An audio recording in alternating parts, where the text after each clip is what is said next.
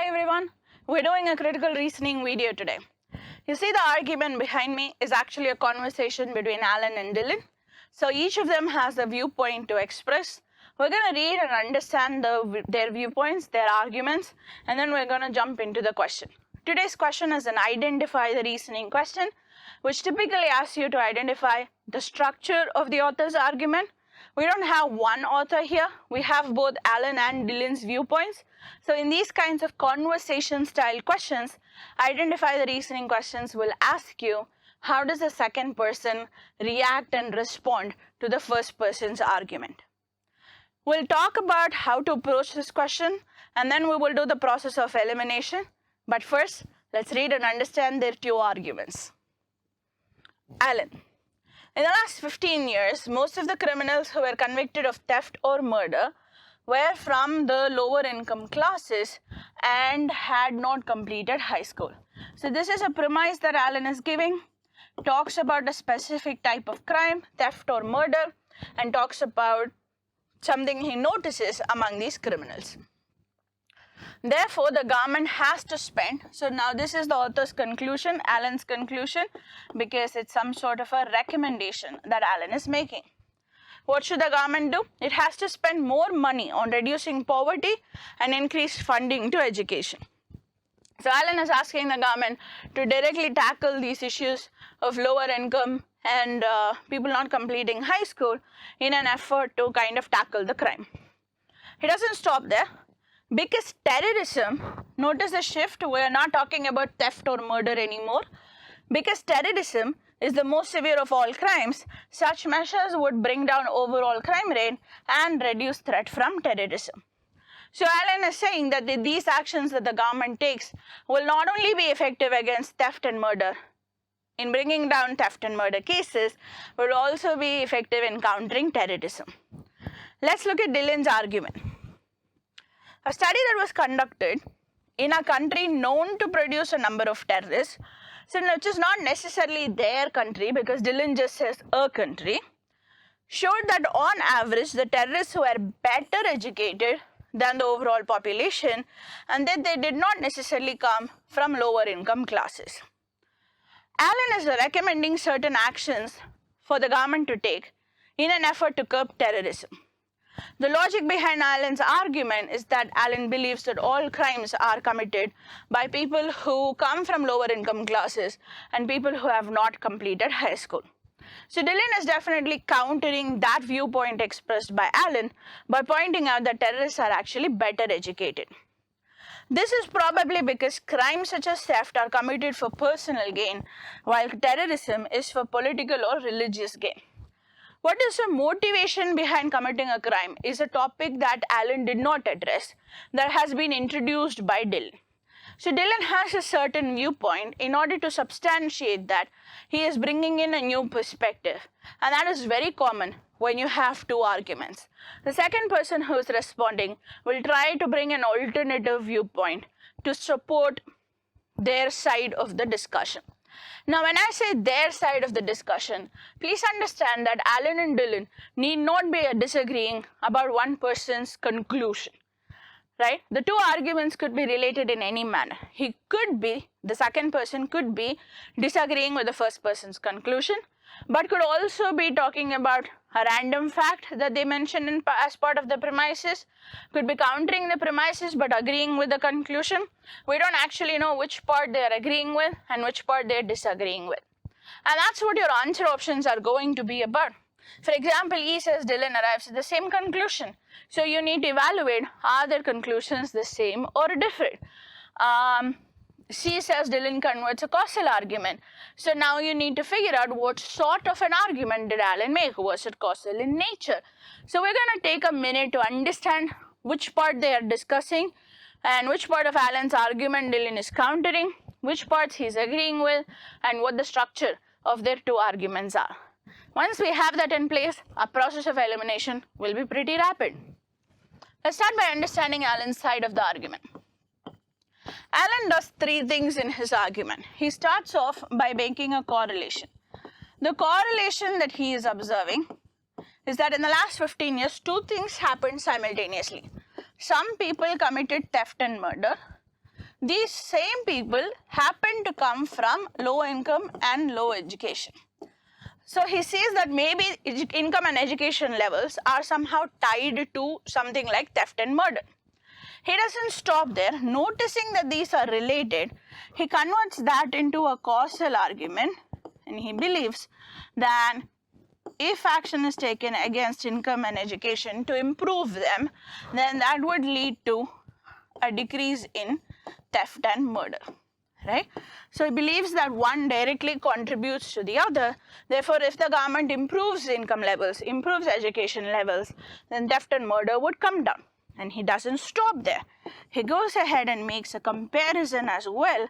This time, the comparison or the equation that he is doing is between theft and murder and crimes such as terrorism. All sorts of crimes. He sorts of generalizes there and concludes that if income and education levels are responsible for theft and murder, then they are probably responsible for all crimes including terrorism. Now let's focus on Dillon's argument. Dillon starts off by presenting a study in one country and uses that study to kind of counter this point and establish that maybe theft and murder are not equivalent to terrorism. One difference he shows is in this example given by Allen, he found that theft and murder were linked to low income and education levels, whereas in this study he is finding that terrorism is actually linked to, well, not necessarily high income, but definitely higher education levels. He also establishes another difference between terrorism and theft and murder to further validate his viewpoint. And the second difference that he establishes, theft and murder are done for personal gain, whereas terrorism is committed for political or religious gain. So what motivates people is another difference. So Dillon goes ahead and establishes differences between theft and terrorism, whereas one of the parts of Allen's argument is that theft and terrorism are probably the same. So the part of Allen's argument that Dillon disagrees with is this final portion. He is not necessarily countering this. In fact, he accepts that, which is why he is able to say, oh, you know what, terrorists are actually better educated. So you're wrong in thinking people who commit theft and people who commit terrorism, acts of terrorism are the same, because he's pointing that out as a difference. He is not countering the government's recommendation. He's not saying action should not be taken to alleviate poverty or to improve education. He's only countering this final part of Allen's argument, which equates terrorism and theft. Let's look at our answer options now. Dillon changes the direction of the argument. To some extent, yes, he does. Brings the focus entirely on the terrorism versus theft equation. By discussing the scenario in a different country, he does change the direction of the argument. He does discuss a different country. The problem is entirely. If Dillon did change the side of the direction of the argument entirely, he should go off on a complete tangent and talk about something entirely unrelated, whereas Dillon continues to focus on the theft-terrorism link. He continues a discussion that was made by Allen. He counters it and brings in additional information that shows that Allen might not be entirely correct in his argument, but Dillon doesn't change the direction of the argument entirely. So be careful about such qualifier words. They might impact the meaning of your answer options. Eliminating A, moving on to B. Dillon partially agrees with Allen's reasoning. I guess you could say that because we saw that he's only focusing on the final part of Allen's argument and establishing that theft and terrorism are not necessarily equal. He doesn't disagree with the first two parts of Allen's argument. So you could say that he is, if not explicitly, he is implicitly agreeing with some parts of Allen's argument, but refutes his recommendation to the government. And this is the problem with this answer option. The recommendation to the government is one of the parts of Allen's argument that Dillon does not touch on. We saw three parts to Allen's argument. the correlation between income and theft, which Dylan kind of accepts because he raises the same factors to establish that theft and terrorism are not the same. The recommendation to the government, which Dylan completely ignores and does not discuss at all. And then finally, this correlation that this comparison or equation, whatever you want to call it, that Allen draws between theft and terrorism, that's the focus point of Dylan's argument. If you want to see those sentences, Allen's conclusion is that the government has to spend more money, whereas Dylan just says this is probably because crimes are motivated by personal gain versus religious gain. And that's the focal point of Dylan's argument. So he's not really talking about government action, he is not refuting it, he is ignoring it. Dylan ignores his recommendation to the government, he does not refute it. I'm eliminating B, let's look at C. Dylan converts a causal argument made by Allen. We saw that Allen did make a causal argument. What was the causal argument? If we improve income and education, that would lead to a decrease in theft and murder. Dylan converts a causal argument into a generalization applicable universally.